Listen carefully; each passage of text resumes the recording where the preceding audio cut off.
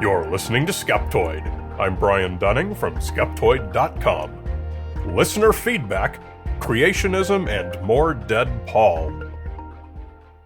This week, we've got some feedback on past episodes, probably the best such collection yet. We have a couple new bits of information that add a lot to some recent episodes you've heard, some follow-ups, I engage in bitter disputes with some of you, and I read an old Beatles fanzine. But to get us started, here's me going off on a rant, since I know that's why you're here. I'd like to begin with the episode that I've received more feedback on than any other in recent years, and it was episode 579 on measuring the age of the Grand Canyon. I focused on one particular case, that of a coalition of young Earth creationists, led by the Director of Research for Answers in Genesis, the group that runs the Ark Encounter in Kentucky, which I described as, quote, perhaps the greatest monument to anti-science on the planet. They applied to do some research inside the Grand Canyon intended to prove that the canyon was formed recently, during Noah's flood, and were turned down for a number of valid reasons. However, they eventually went thermonuclear and sued the national parks using the bottomless bankroll of the evangelical litigation group, the Alliance Defending Freedom. Grand Canyon was forced to capitulate and had to grant the permit. Here's where I ruffled feathers in the episode. The creationists brought in Arizona Congressman Trent Franks, who wrote a letter to the national park politely and diplomatically threatening them with legal action based on religious discrimination if they didn't grant the permit, brazenly ignoring the fact that the permit application was scientifically and procedurally bogus.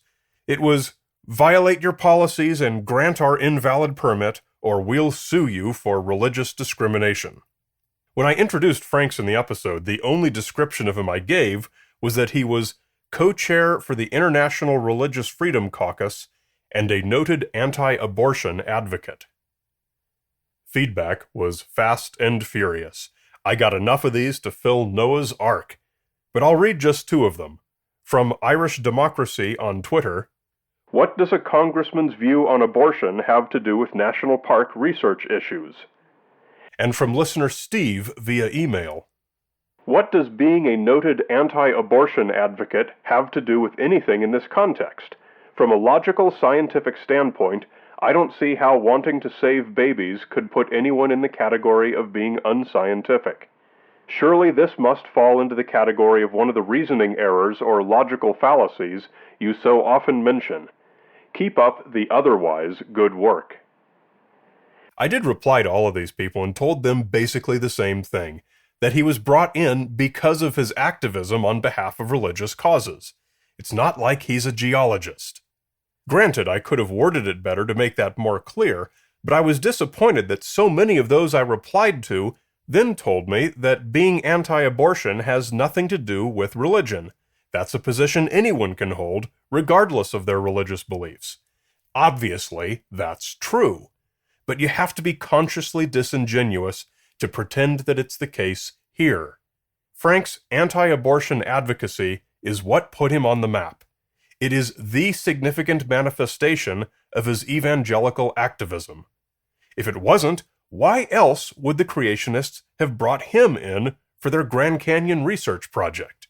Some of you even made the absurd assertion that there's no connection between anti-abortion groups and Christian groups. In short, these commenters were making the same basic threat to me that Congressman Franks told the national parks. Pretend that religious activism was not the shared purpose here, or we'll say you're committing reasoning errors and logical fallacies. Now, listeners know that I'm personally non-religious, but also that I never attack people of any religious faith for their beliefs. But I won't give an inch when a factually untrue claim is made, such as the Grand Canyon was formed in Noah's flood, and I won't accept being called anti-religion for that. Dead horse beaten, moving on.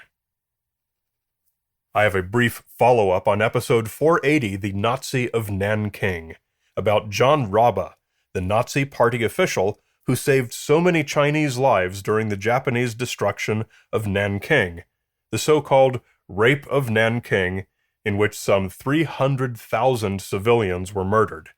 For a long time, John Raba's house in Nanjing, the modern name of Nanking, has been open as a museum, as he's a greatly revered figure there.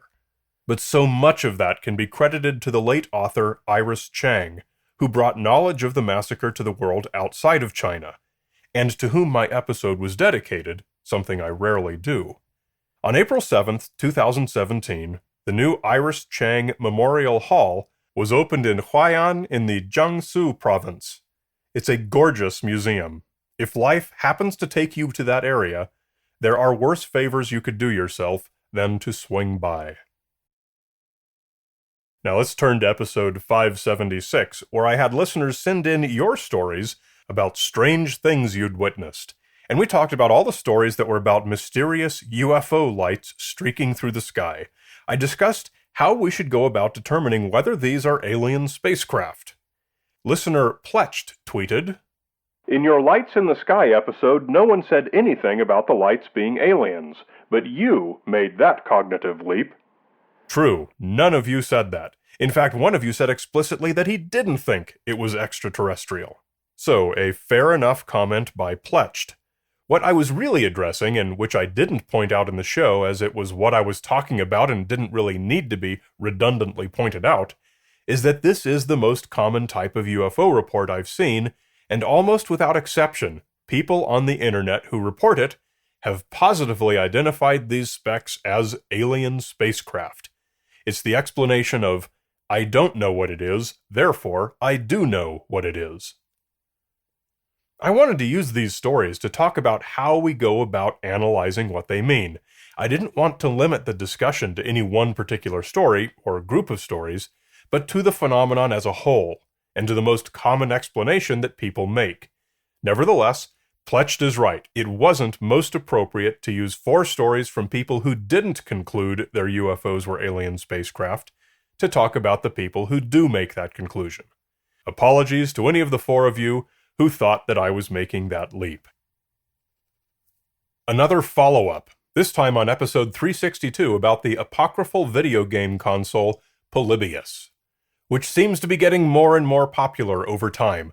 Researchers all seem to be in agreement that an anonymous posting on the gaming wiki coinop.org was the original use of the game's name Polybius.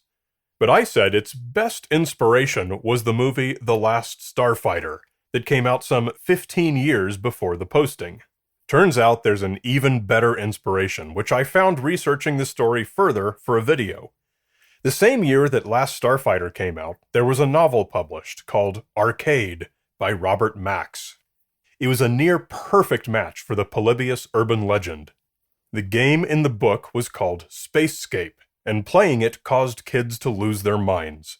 Thus was the Polybius legend thoroughly precedented and inspired. Whether the coinop.org poster read it or heard of it or not, we can't know, unless it's true that the poster was Kurt Kohler, the owner of coinop.org, at whom some have pointed their finger for being the likely author of the post. We could always ask Kurt if he ever read Arcade. He didn't reply to me. There are a couple of emails I got on episode 589 about the Big Pharma conspiracy, specifically that pharmaceutical companies suppress the existence of a freely available, all-natural cure for all cancers. There are a lot of logical problems with this particular conspiracy theory that make it virtually impossible to be true, and I focused on a few of them. Listeners wrote in with others that I didn't go into. Let's hear what they are. The first one is from listener Zev. I thought you missed one of the most compelling arguments against the Big Pharma is suppressing a cure for cancer. Specifically, that Big Pharma execs and their relatives die of cancer too. Or does a Big Pharma exec say something like, well, I've got the cure to rid myself, spouse, parent, child, whoever of cancer, but I'm just going to let myself or loved one suffer and die just to make a few more bucks. Listener Jared added, also, any company that cured cancer would make all the money ever, which is a pretty big lure for companies that are supposedly holding out for treating cancer for money over time. So add those to the long list of reasons why we shouldn't expect this conspiracy theory to be true. Finally, a pretty significant update to the Paul is Dead story from episode 594, which discussed the 1969 origins of the urban legend that Paul McCartney had been killed in a car crash.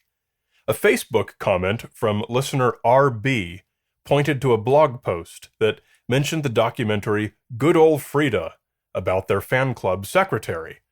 In it, she reads a blurb from one of the Beatles' monthly book issues, saying Paul is alive and well. I couldn't find the blurb she read in the film, but I did find a bit more, and it's in the February 1967 issue of The Beatles Book, which I have here in my hand, and just getting hold of it was no small feat. It says, "False rumor.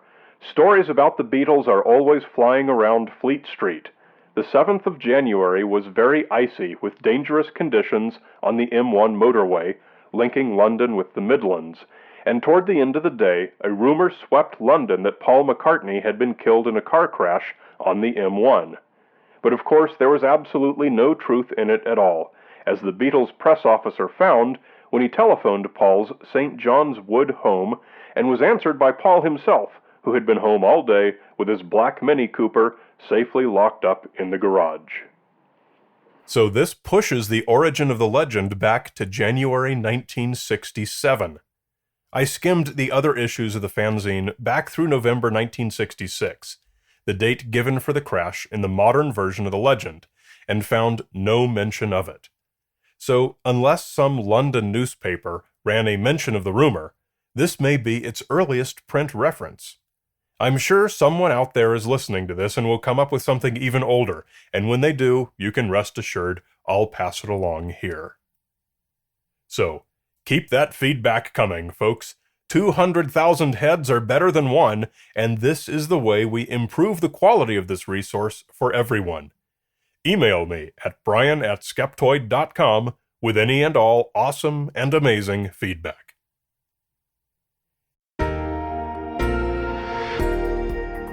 A quick reminder to subscribe to the Skeptoid Podcast Companion email, the weekly email that comes out every Tuesday with each new episode. It's stuffed with additional content like the Wonder of the Week and throwbacks to episodes from 100, 200, 300, 400, and 500 shows ago. Over 25,000 of you get this each week, and that's an amazing number, but consider that it's only about 1 in 8 of those of you hearing this now. That means about 88% of you are missing out on the companion content. It's free, so what are you waiting for? Come to Skeptoid.com and click on Newsletter. You're listening to Skeptoid, a listener-supported program. I'm Brian Dunning from Skeptoid.com.